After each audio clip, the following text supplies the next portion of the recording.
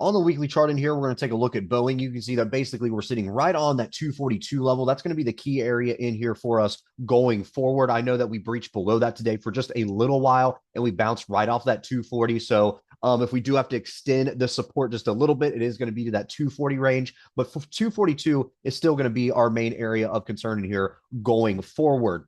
Now, if we do get a little bit of a gap down tomorrow, we're trading between the 240 and 242s.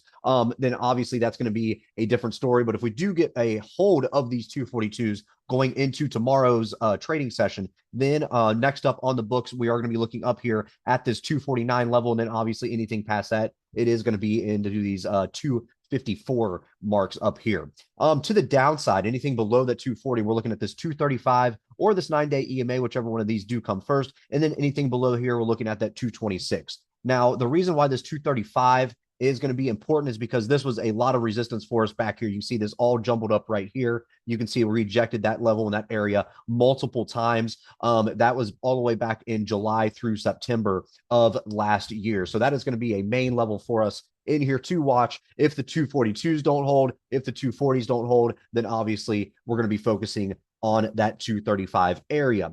Now, as far as our overall net flow went in here today, obviously everything was bearish. You had that little pop in there right around that 240 time frame when we recovered from 240 back up to those 242 and the 243 levels there for just a little bit. But overall, it stayed bearish. It did not end green, but we did have a nice little pop of bullish flows coming in here right before closing here. So this might give a little tip of the hat of what could happen tomorrow. Maybe everybody saw, guess what? Hey, you know what? We saw the 240 bounce. We like where we're sitting now. We're above 242. Let's see where we go from here. So that might give us a little something to kind of play with as we're looking tomorrow if we get a nice little gap up. If we get a gap down, then obviously we're still going to be focusing on the 240 and the 235 areas. As far as our expected move, it looks like everybody's pricing in $5 by this Friday. Next Friday, right around $8. If you go all the way out to March, about a $17 expected move. So all in all, Boeing on the weekly chart,